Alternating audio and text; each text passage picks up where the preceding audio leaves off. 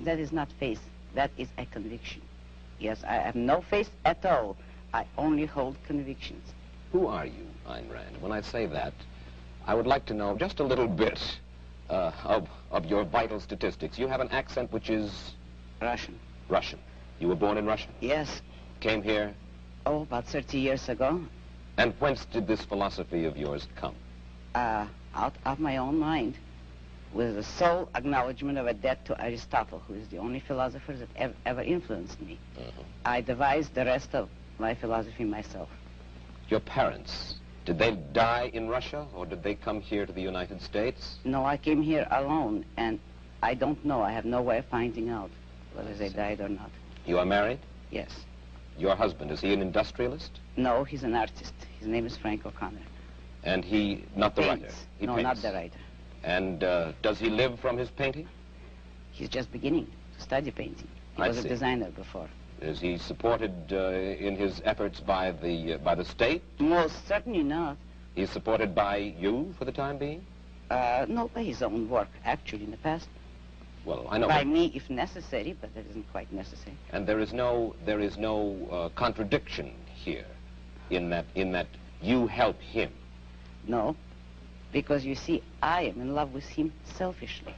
It is to my own interest to help him if he ever needed it. I would not call that a sacrifice because I take selfish pleasure in it. Let me put one specific case to you. Suppose under your system of self-sufficiency, one single corporation were to get a stranglehold on a vital product or a raw material, uranium, for instance, which might be vital for the national defense, and then would refuse to sell it to the government. Then what? Under a free system, no one could acquire a monopoly on anything. If you look at economics and economic history, you will discover that all monopolies have been established with government help, with the help of franchises, subsidies, or any kind of government privileges. In free competition, no one could corner the market on a needed product. Let's say there is a deposit. History will support me. There is a deposit of uranium in Nevada. It's the only one in the United States, and it's our only access to that. And for self-defense, we need this. Whereas, let's say, in the Soviet Union, the state is able to command that. And a kind of a strange man of strange beliefs got hold of this uranium and said, I will not sell this uranium to my government. He should not be able to be forced by the government, according to your philosophy, to sell that uranium. But you realize that you are setting up an impossible fantasy. That is, if you're talking of any natural resource that is vitally needed, it could not become vitally needed if it were that scarce. Not scarce to the point where one man could control all of it. So long as, I'm using your example, if a natural resource exists in more than one place in the world, no one man is going to control it. All right, let's take another. How do we build roads, sanitation facilities, hospitals, schools?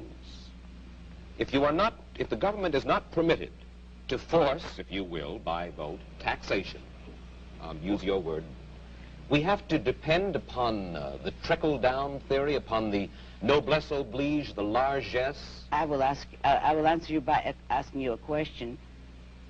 Who pays for all those things? All of us pay for these things. When you admit that you want to take money by force from someone and ask me how are we going to build hospitals or roads, you admit that someone is producing the money, the wealth, that will make those roads possible. Now you have no right to tell the man who produced the wealth in what way you want him to spend it. If you need his money, you can obtain it only by his voluntary consent. And you believe in the eventual goodwill of all human beings, or at least that top echelon of human beings, whom you believe will give willingly.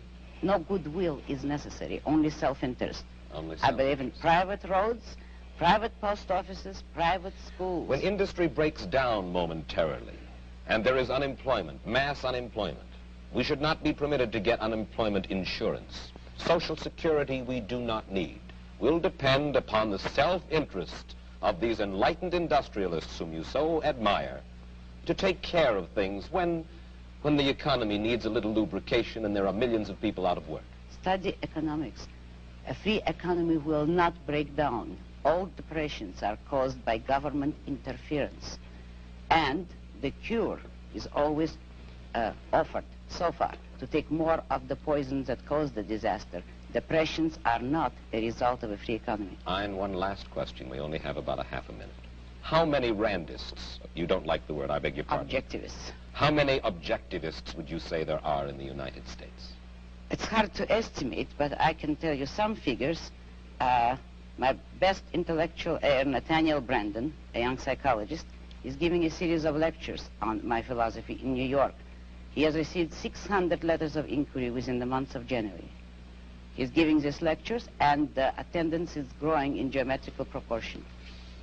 Айн, I'm sure that you have stimulated a good many people, more people than already have, to read your book, Atlas Shrugged, and The Fountainhead, and I'm equally sure they will be stimulated for the reading, indeed, if they do not agree. Thank you. Thank you very much. I'll be back in a moment with my personal footnote to the story of Айн Рэнд.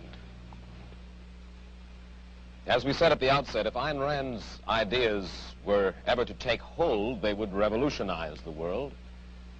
And to those who would reject her philosophy, Miss Ränd hurls this challenge.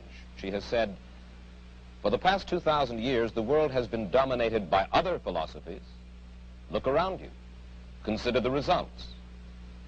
We thank Айн Ränd for adding her portrait to our gallery, one of the people other people are interested in. Mike Wallace, goodbye.